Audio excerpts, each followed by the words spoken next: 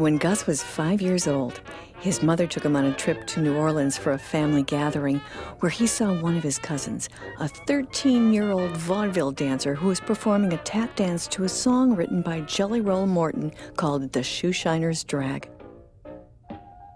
This first exposure to dance and jazz music ignited the passion that would drive him throughout his entire lifetime. And so once they got back in St. Louis, Gus Giordano was enrolled in Minette Buckman's dance class for 50 cents an hour. Gus attended McBride High School, a Catholic school for boys.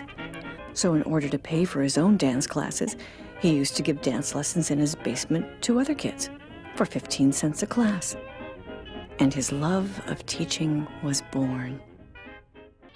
After high school, Gus attended the University of Missouri for 1 year. He left school and joined the Marine Corps.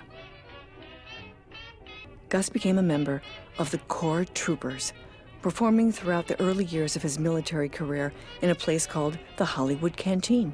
When the war ended, Gus went back to the University of Missouri, where he majored in creative writing with a minor in dance.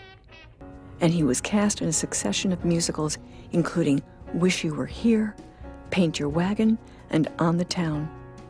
He also performed in television, on The Ed Sullivan Show, The Perry Como Show, and continued dancing at the Roxy Theater. Music, please. 5, 6, 7, 8.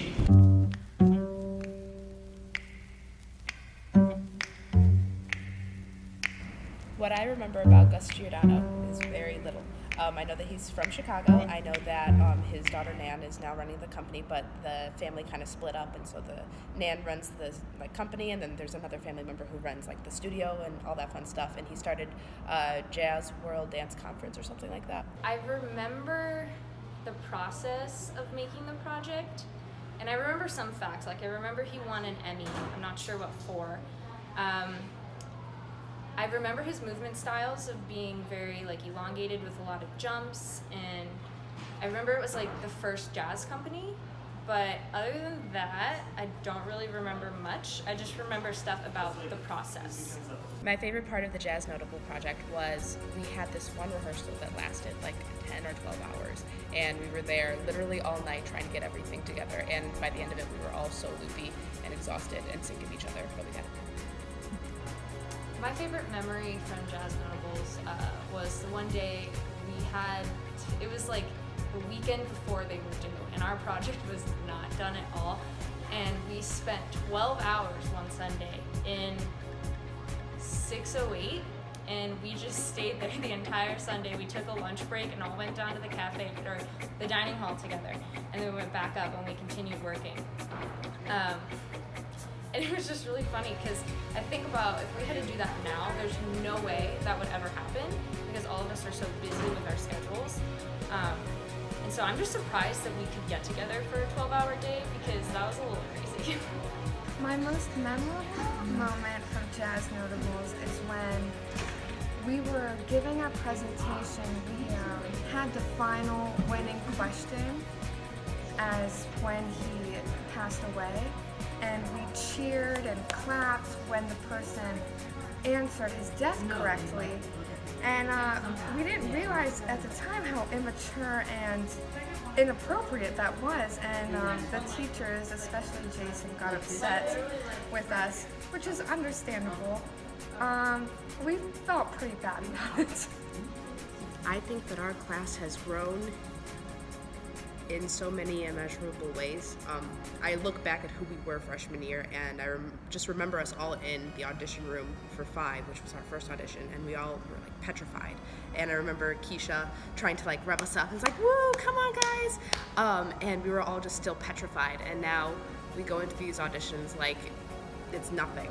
And now we're gonna be going into the world and going into auditions, but seeing how we've all grown together, and even if we don't talk to everybody in the class, we still know everybody in the class, and we've grown together and side by side, and I think that's a really beautiful thing. Freshman year, I think I came in actually pretty confident, and then once I started looking at the different styles of dances and classes, my confidence plummeted a lot, because I was whoa, I've never done this before, this isn't a style of dance that I'm good at, and it was the style of Point Park. So that was really discouraging. I think it's taken a lot throughout the years, like a very long time, to get used or get my confidence back to where it was. And honestly, something that's helped me recently is having to make my dance reel. I noticed how harsh I was being on myself. I actually wasn't as bad as I was like telling myself in my head I was after watching the videos. So that was really nice to see. And I definitely think from last semester and this semester, it's definitely gone back up to where it was, which is good because I'm about to graduate. I don't know how much the project affected me. I think it helped me open my eyes to what was out there in the professional dance world and who actually like created this jazz that we do. I think I've definitely changed into a more confident person, and I'm more versatile. I'm more confident in my versatility of dance. I think I've definitely changed.